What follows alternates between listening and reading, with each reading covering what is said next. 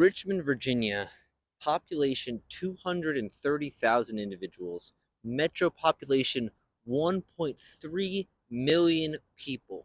Once a city with a checkered past, Richmond, Virginia is now home to multiple universities, a plethora of people, and a whole hotbed of culture, breeding individualism and creativity. Behind me, you see it, a hustling, bustling city, but there's a problem. All right, America, get ready for this. Give me affordable housing or give me death. Richmond, Virginia, once a spot where the American Revolution was hosted. On this very spot, Patrick Henry gave his speech, Give me liberty or give me death. This week, Richmond made news for other reasons. Axios.com published that Richmond citizens are experiencing a rent burden where 52% of citizens are experiencing paying more than 30% of their wages and income towards housing and living.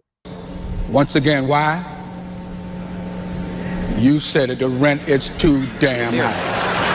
The other aspect is that Point Two published an article that was quoted in the New York Times as saying Richmond, Virginia is the second hardest place in the country for Gen Z or younger people to purchase homes. Why is that, and what does that mean for America? Let's talk to the people and find out. Parker. I believe a lot of great things are happening here. There's a lot of great businesses, a lot of great creatives.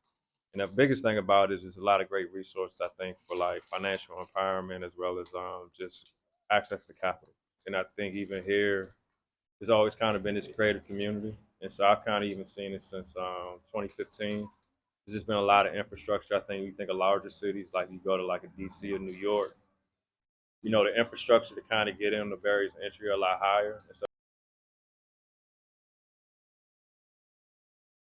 having economic struggle dating back to the American Civil War, when the Southerners literally burned down the city so that the Northerners couldn't have it after they left. Since then, because of certain racist roots that led to redlining as exposed by the University of Richmond, because of things like this, certain parts of Richmond have not developed as fast as other portions, therefore allowing this area to be bought up for super cheap.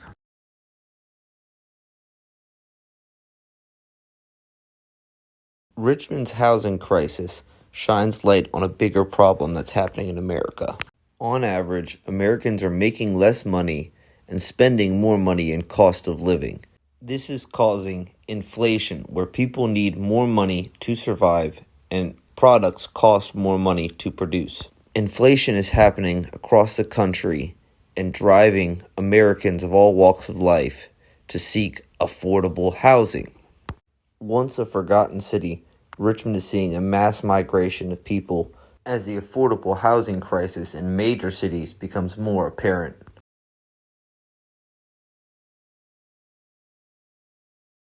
And I'll tell you what's sad is we know the cost of everything is going up and the wages never go up. I mean, when they do, it makes everything else go up. So it always comes back to money, and that's a sad reality. So times are coming where not a lot of people are going to be able to afford to live. I think that my least favorite thing right now about the city is that it is expanding too rapidly and that we do not have the infrastructure to facilitate that. And that really scares me. It's smaller, had a lot of cool stuff happening. Now, there's all that stuff still happening, but people get pushed out of the city. There's less of that. Prices increase. Too much growth, too rapid. Too much growth, too rapid. Okay. Yeah. Wow.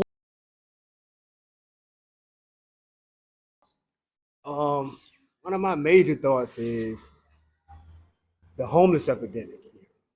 I was very unaware of how huge the homeless population is. And it's heartbreaking. There's money allocated to help the homeless, but where is it going? A lot of, like, when you come out here on Saturdays, that's a good thing. Come out here on Saturday mornings, right here in the parking lot of the Salvation Army. tons of people come out here every week.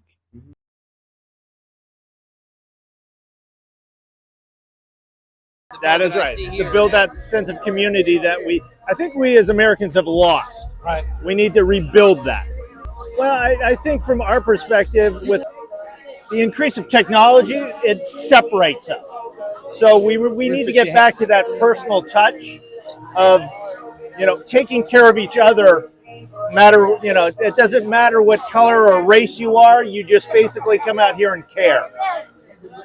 And that's all it is, man. Just caring, nurturing, loving on people like that, man, because you never know. A smile can change someone's life. Out to some people, like, you'd be surprised, just one simple act of kindness, how it can change somebody's life.